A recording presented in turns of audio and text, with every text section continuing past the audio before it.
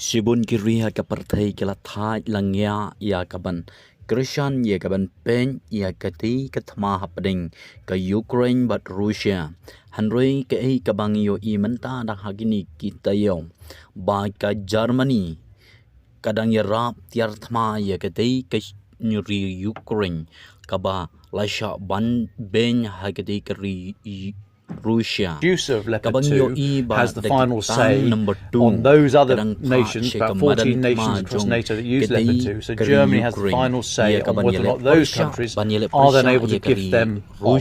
And other countries such as Poland and Lithuania and Finland have said that they would be willing to send a number of their Leopard 2 tanks. And all told, we think that the other Leopard operating countries would be able to amass about 100 Leopard tanks, so on top of the 50-odd Abrams and the 14 Challenger. So that is a very sizable force. It is the start of an armoured brigade or an armoured division. Armoured brigade being about 2,000 people. A division is sort of 3 brigades worth. But you need tanks, you need infantry fighting vehicles, you need artillery, you need engineering assets, you need air defence. There's a lot of other bits and pieces that go up to making an armoured brigade.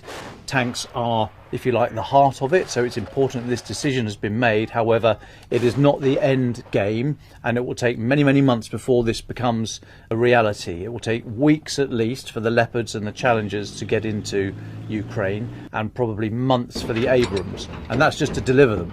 You've then got to train the crews and the maintainers, you've got to store them somewhere, you've got to look after them, you've got to have robust logistic chains, so it will take a long time before we start seeing Leopards or Abrams or Challengers rolling across the battlefield attacking Russians.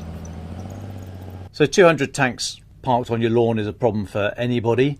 They're not all going to be serviceable all the time. You wouldn't want to use all of them all the time in case they all got knocked out. Of course you would keep some in reserve, but of 200 you could probably start to form like I say, about a brigade's worth. You will need all the other bits of the orchestra as well, the infantry fighting vehicles like the German Marder or the American Bradley or the French light tank, the AMX-10. So you need other bits and pieces as well, so it's not just tanks. Russia tried to use tanks on their own in the first few weeks of the war, pushing down from the north into Kyiv, and they were destroyed because tanks cannot hold ground on their own. Once you're in a tank and you're battened down, you have very little situational awareness around you. You literally cannot see everywhere around you. So it's easier, still not easy, but easier for infantry teams to get around behind you and destroy tanks with anti-tank guided weapons.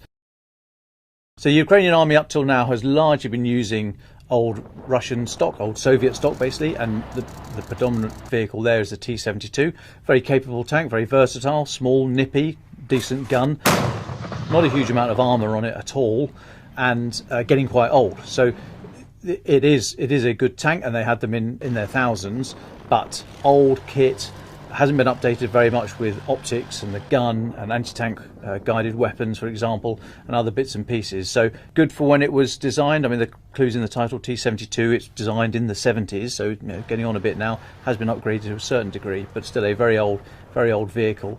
And the reason that the lines have been so static in Ukraine at the moment is because Russia have taken an absolute beating. Ukraine have taken a huge number of casualties as well. We don't know the exact numbers, but we think the forces are roughly matched in terms of numbers, and they are literally using the same equipment. So there's force parity, and therefore no one's able to deliver that knockout blow and really move forward. So the lines are fairly static, and the hope is that with these Western donated kit, the tanks and the infantry vehicles and the artillery, that will be an absolute step change in capability and able to push through what defences the Russians have. I think there was reluctance from the US for 2 reasons. Firstly, I think they were of the opinion that they were doing pretty well, and they are doing pretty well. They've put in, last Friday they put in $2.5 billion